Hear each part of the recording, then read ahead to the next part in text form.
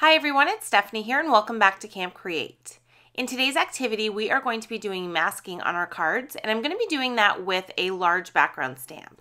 Now there's a few different ways that you can do masking. You can do it where you mask an image so that you can create a bunch of different images in one card and keep it one layer. Or you can do as I'm going to do here, and I'm going to use a background stamp, and we're going to do a little bit of inking and do some selective embossing on our background. So I have some masking paper here which has a sticky side on it, but it's not super sticky, so it allows you to put it onto your paper but easily peel it off when you're done doing the masking. I also have the Garden Flourish background stamp and a stitched heart Die-namics, and what I've done is I've just die cut that heart from the center of my masking paper, which is roughly the size of our panel. And what I'm going to do is I'm going to use both of those pieces. So I'm going to use the outside piece with the open heart in the center, as well as that solid heart, and we're going to actually create two cards from that one mask that we created. So I have my stamp mounted in my MISTI stamping tool, and that's just because I know I'm going to want to stamp this a couple of times to get a really nice solid impression, and having the MISTI allows me to evenly stamp this right on top of one another. When you do use the MISTI, anytime you're using a rubber cling mount stamp, you do want to remove the little foam pad inside of the MISTI. This is going to allow the stamp to fit nicely inside of there and easily stamp. So what I've done is I have just added my panel to the back of the MISTI there with some adhesive so it doesn't move. And I used the Grout Gray ink first, and I stamped that whole background image with that Grout Gray ink. Once I had the background stamped, I added the mask to the cardstock panel so that only the heart was showing, and then I just stamped in that heart area with Versamark ink. And that's because I want to heat emboss that with white embossing powder. So even though we have that Grout Gray ink showing there, once we do the embossing, you're not going to see the Grout Gray, you're actually just going to see the white embossing powder. Once I have the embossing powder on there, I did remove the mask before I did the embossing, and I just heat set it with my heat tool. And now you can see we have that Grout Gray pattern on the outside of the heart, and then we have the white embossed detail on the center. And what's cool about this is that the pattern stays continuous since we did the entire background stamp, but we're going to change it up and really highlight the areas that we embossed. So for the second card, I'm going to do the exact same thing. I put my panel into my MISTI, and I'm stamping that background with the Grout Gray ink twice to get a really nice solid impression. But this time I'm going to use the solid heart in the center versus that outside piece that we used on the first card.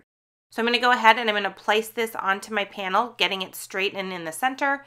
And then I'm going to take that Versamark ink once again, and I'm going to completely cover the outside area of the stamp so that I can get all of that outside area fully covered with the embossing ink. And I did stamp this twice since we have quite a bit of area. I really want to make sure we have that Versamark all over the background. Once I have the stamping done, I'm going to go ahead and remove that from my MISTI, and I'm going to use that same white embossing powder, and I'm going to cover the whole outside of this panel. So this time when I do my heat setting, I'm going to have the whole outside area fully heat embossed in white, and we're just going to have that Grout Gray heart in the center where you can see the ink showing. So I just removed that heart from the panel, took it to my heat tool and heat set it, and now we have two panels ready to go to create our card. So you can see that we use masking to create this continuous design, but to highlight one area of it. And now we're going to step it up even more, and we're going to use some ink to really highlight that embossed detail. As per usual for me, I want my cards to be super colorful, so I'm going to go ahead and start with the purple color first, and I'm going to make my way around the heart, creating kind of a rainbow design. So you can see I have the mask in place, and I'm using the edge of the mask to kind of start my ink. So that's going to make sure that the darkest area is right along the edge of that heart, and it's going to kind of fade off into the center of the heart as I add it. And since the heart is where we have our embossed detail, all of that is going to resist our ink, and we're going to see that really cool white pattern showing on the inside, and then when we remove the mask, we're going to have the Grout Gray pattern on the outside. I just applied my inks one at a time, just kind of in the same amount of area so that we have a really nice continuous blend of color. And I just kind of went back and forth with the two different colors as I mixed them to really make sure we have a nice even blend. Once I was happy with that and I like the boldness of the colors that I've created, I'm going to go ahead and remove the mask, and it's going to reveal this beautiful colorful heart that has the embossing in the center with the colorful inks that we've added, and then the continuous pattern of the Grout Gray on the outside. So it's a very simple technique to do, but it is really stunning when you finish it, and it really looks like a lot of work went in to create this. Now for the next one, we're going to do the exact same thing, but this time I have the heart in the center where we've done the masking, and I'm going to start my ink blending on the center area of the heart and work my way outwards. I did change up where I started the colors on this panel, but I am doing the exact same thing and doing the rainbow order of all of the colors. And for this one, I have a little bit more room to play with the ink since I have all of that open space at the bottom area of the heart. So I am going to kind of extend the pink and the orange color towards the bottom of the panel just to kind of add a bit more color to the design. And I'm just going to make my way around this, and you can see I'm starting on the heart in the center and just pulling the ink off of that masking piece there and just kind of letting it fade off into the outside of the panel.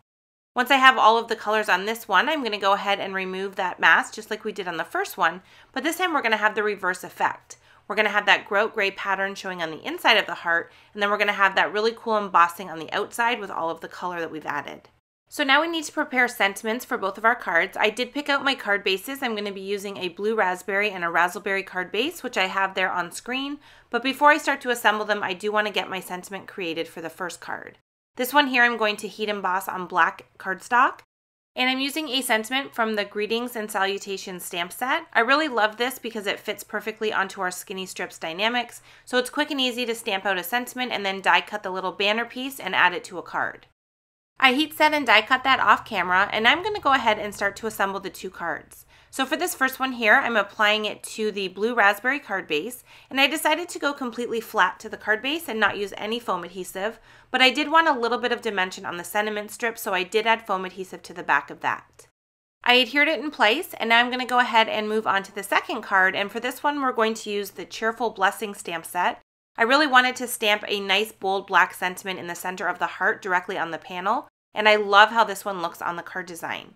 I did stamp the sentiment twice using my mini MISTI just to make sure I had a really nice bold sentiment, especially because we're stamping directly on that stamped background. I'm adhering this one to the razzleberry card base, and once again I'm using just regular adhesive and not adding any dimension to this card. Okay, so now we have two finished card designs that we've created using masking. We have this continuous pattern that we've stamped with the grout gray ink, and then we have that really cool embossed detail with that really fun pop of color. Make sure to check out the video description below for all of the details on Camp Create Session 2. As always, I appreciate you being here for another video, and I hope to see you again soon. Thanks so much for watching.